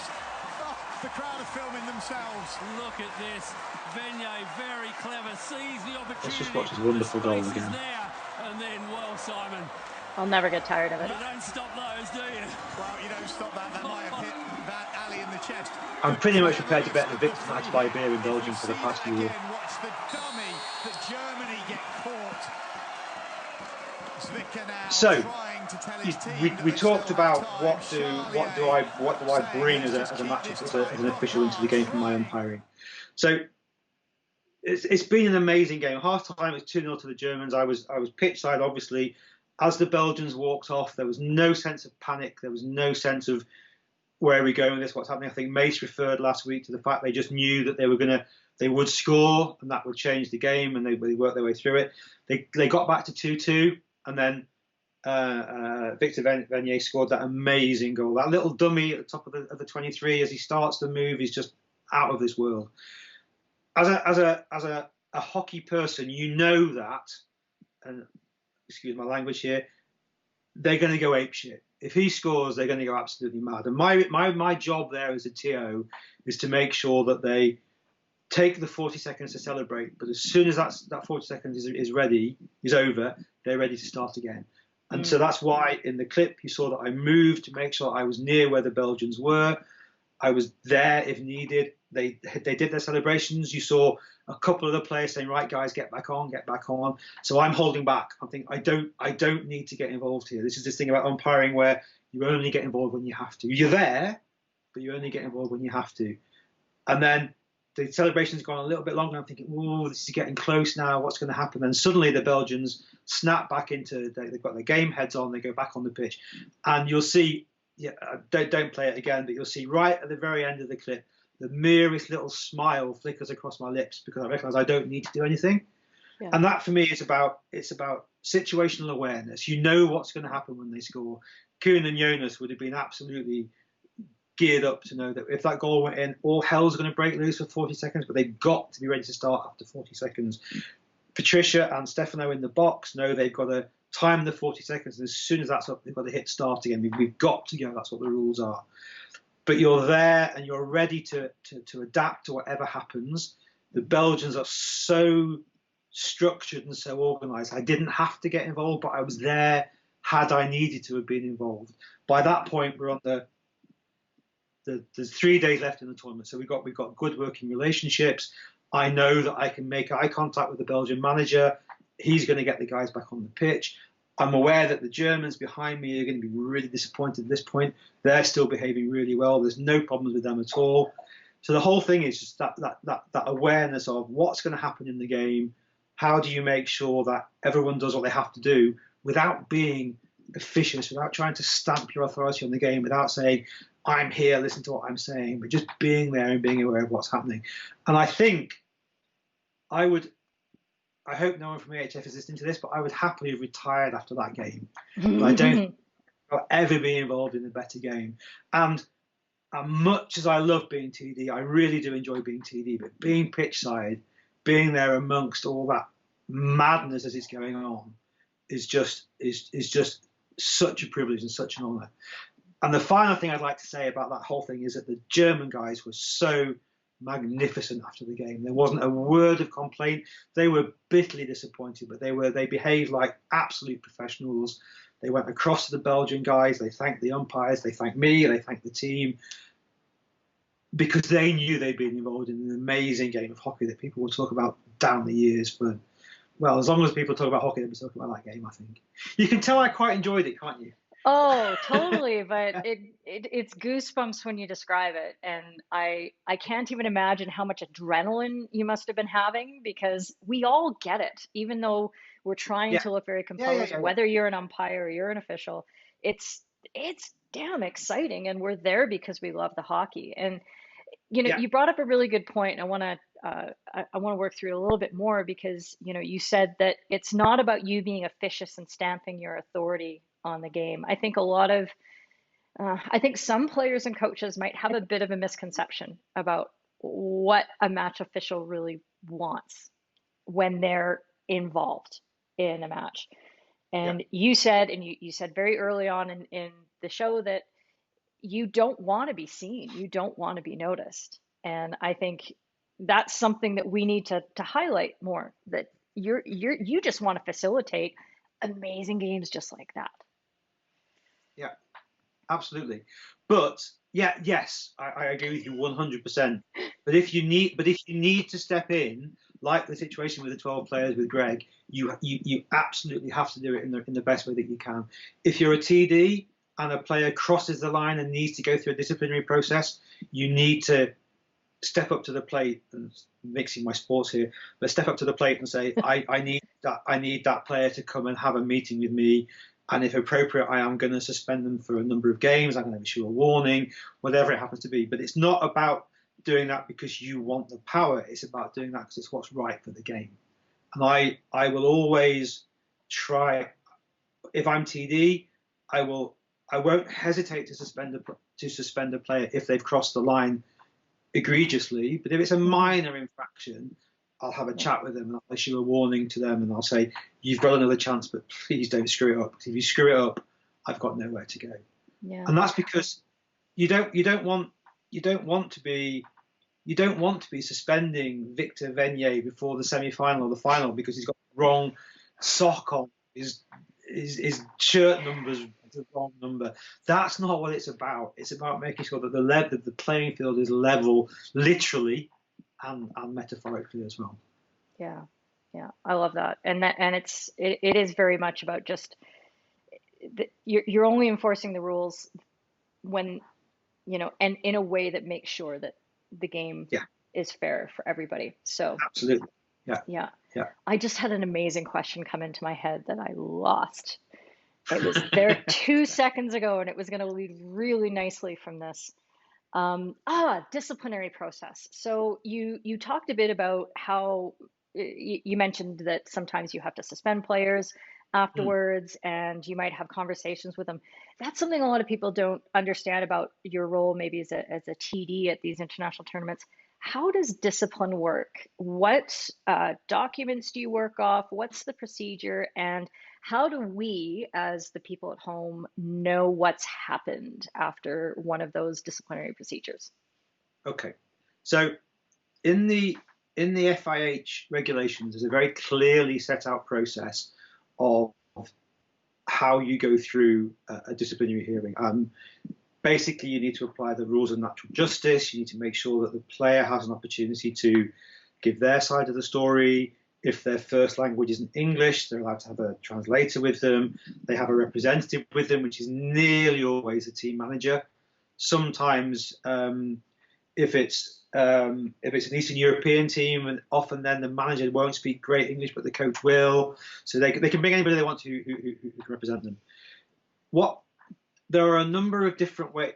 Basically, if as a TD something is brought to your attention where it seems that a breach of the regulations has happened that needs to be disciplined, you simply follow the processes in the regulations.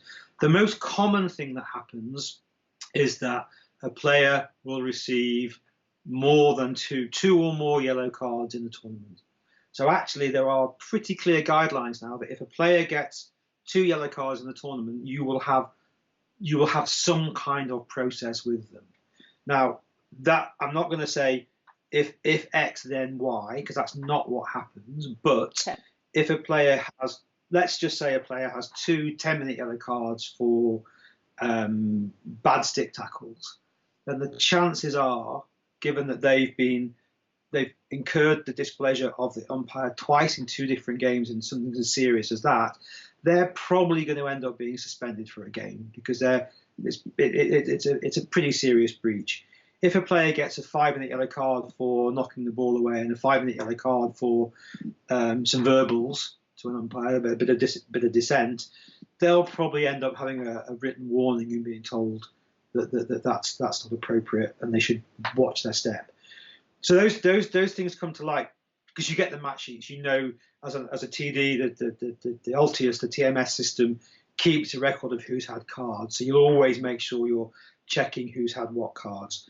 Other things that might happen. I was at a club tournament with Joe Codder. We were in Turkey earlier in the year, and in one of the semi-finals, one of the coaches got very excited and I had to call him into the office after the game and say, that's just not appropriate. I'm sorry, that's not how we behave. I witnessed that myself. TOs will bring things to your attention. They'll say, this happened during the game. I think you need to deal with it. Sometimes umpires will come and see you, often with the umpire manager, and say, this player said this to me as I was walking back to the coach after the game. You have to deal with that. So anything that comes up to you that way as a TD, you are, I think, required to take the right measures to make sure that that player understands they've crossed the line again and that behaviour is appropriate. So then you go through the process, you have a disciplinary, you have to publish the disciplinary outcome on paper, you have to read it to the player, you have to publish it online. I need to be careful how I phrase this. EHF are very good, and every single disciplinary hearing that is held is published on the website. Don't remember the exact link, but it's under competitions and then discipline, and they're all published. Yeah. FIH will publish things through TMS. Sometimes it's not always done. EHF believe that you should see everything that happens in public. FIH have a slightly different view, which is fine. That's the way they want to run things. But if you're interested, then the best place to go to see the kind of things that are published is on the EHF website. You'll see a couple of mine on there from a few weeks ago in Turkey.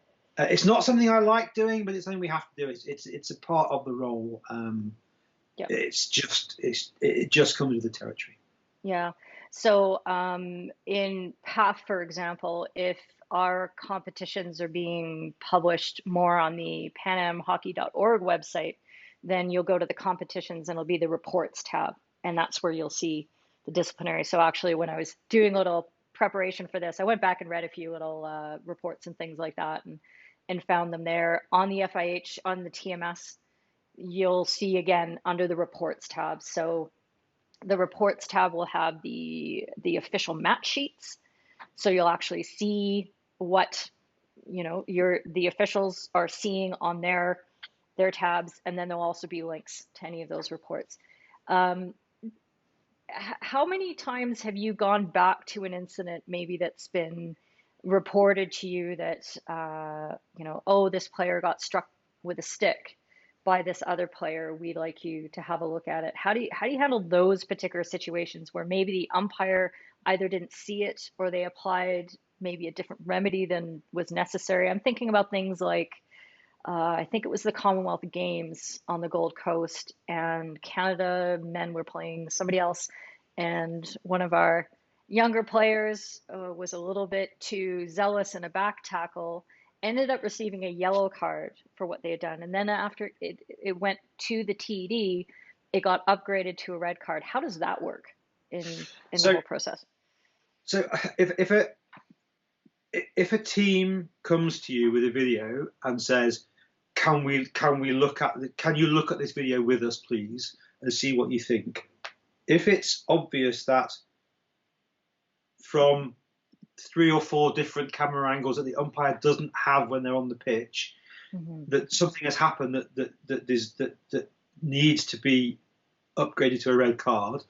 Again, I think it's your duty to make sure that happens. It's your duty to make sure that that player receives a punishment that they should have received. Yeah. I can't speak for other officials. What I would certainly do is, before calling the player in and their management, I would talk to the umpire and the umpire manager, and I would explain, and I'd show them what I'd seen. I'd let them see the video that I'd been given. I'd play it through with them. I'd say, look, because of this, because it's a different view to the one you had on the pitch, I think that deserves a red card rather than a yellow card. I'm not undermining you. I'm not saying you did the decision wrong. I'm saying that with this extra information, that needs upgrading to a red card. So the first thing I would do is to speak with the UM and the umpire and make sure that was clarified. Okay. And then you call the player in and you go through the disciplinary process. I don't know the incident you're referring to. I've not seen that one, but it doesn't surprise me that happened, because the umpire gets one shot. They can't refer. It can't be video referred, anything like that. You get one shot at it, and you get one angle as an umpire. So I don't think any umpire should ever be embarrassed or think they've done something wrong if a decision is upgraded by the TV. It's a completely different area of the game. Yeah, that's that's good to hear. I think when we're off air, I'm going to tell you a story about how that didn't quite work out for me in my own career, but we'll Okay. that's going to be over over a rosé and a beer at some point. But there we go. So we're getting pretty close to the end of what ends up always being a 2-hour discussion, which is absolutely amazing. There's lots of people still watching, which is crazy. But I thought maybe for the last question, we could sort of wrap it up with a nice broad chat about skill sets because we have so many umpires online watching this. What generally do you think you brought from your skill set as an umpire into your technical officiating? And then vice versa, because you still do some umpiring. How was that?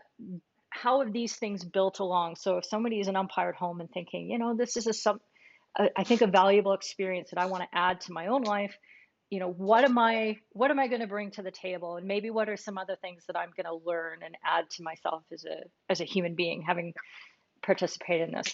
Tell us about that. Okay. So, and we were joking before we started the broadcast that I still think, and Lee Barron has made some disparaging comments because that's what he does.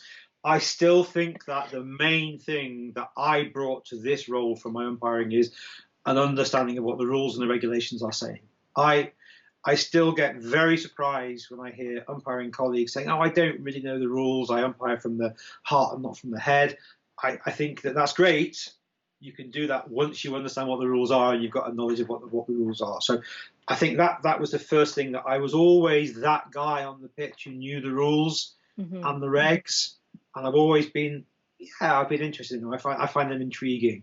So there's that side of it.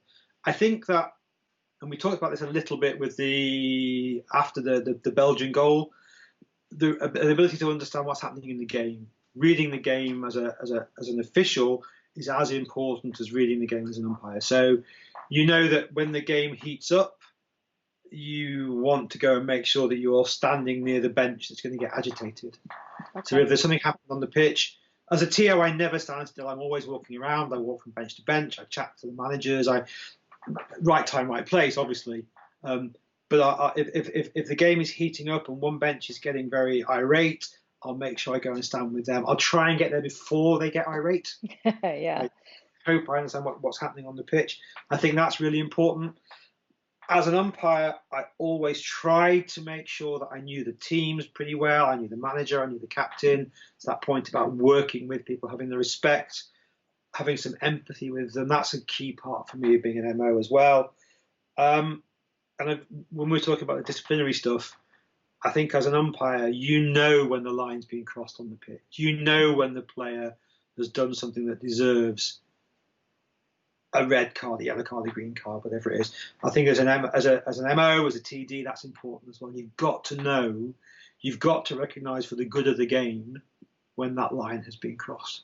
So going back to the Canadian player you talked about, if he, and I haven't seen the situation, but if he did hit somebody with his stick, then that's a clear line that's been crossed, and the players will expect you to do something about that. And if you don't, you lose credibility. And that's the same as umpiring. If you don't give the card when it's deserved, the players lose all respect for you, and your credibility goes out the window. Yeah. And I think the final thing I would say in terms of my officiating is that I hope I know what the umpires want from me as a match official. As much as the teams know what I'm trying to do, I would hope. I can just see Lee and David Munger and others now writing rude questions or rude comments. Well, I hope that I know what the umpires want from me as a match official. That they know that if a manager or a coach steps out of line, they're not going to have to ask me to deal with that. I will already have dealt with it. I can't stop them doing it. You can't stop somebody doing the wrong thing, but you can make sure they understand the consequences once they've done that. Flipping it over, you're very kind. I actually don't umpire anymore. I've not umpired for a little while now. Oh. But when I was doing both, I think the main thing that I got from officiating, I was officiating at a level that I would never have dreamed of umpiring at. That let me bring back watching the best umpires in the world doing their thing on the pitch. Let me bring that back into my own game. It helped me understand a little bit more about what good umpiring really looked like. It helped me understand how to work better with the players. It helped me understand what those top guys. I was never one of the top umpires. I was never an FIH outdoor umpire, but it let me bring back into my game some of the skills that those people have developed and learned and created over the time they've been doing it, and that was enormously helpful. Yeah. This may be a good point to finish, but I think that if you are an umpire who is interested in being a match official, I would say absolutely go and try and do it. Give it a go. There's nothing to lose. If you hate it, you hate it. You've lost nothing. But it may just make you a better umpire. It may give you a way, like me, of being involved in the game for much longer after you've retired from umpiring. And let's be honest, Keely, you get to travel the world. You meet interesting people. You go to great places. You make great friendships. I have not one iota of regret of ever making the switch from being an umpire to being a match official. I absolutely love doing what I do. Yeah.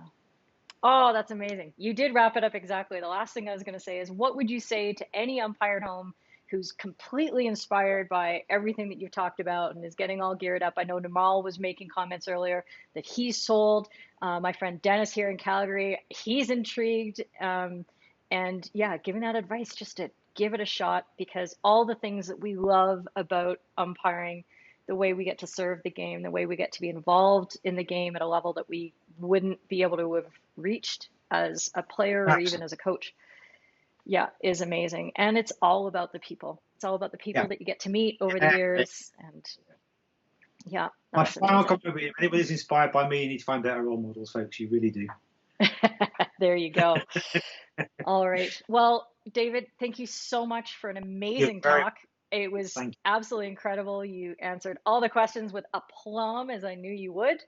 And I think people at home learned an absolute ton. I sure did too, even though now as an umpire manager, I work with TDs and the technical officials a lot more closely. And I've really gained a lot by understanding more about what and why you guys do the things that you're doing. So fantastic session. Thank you so much. And I am going to let you go. Thanks to everybody at home for your awesome questions.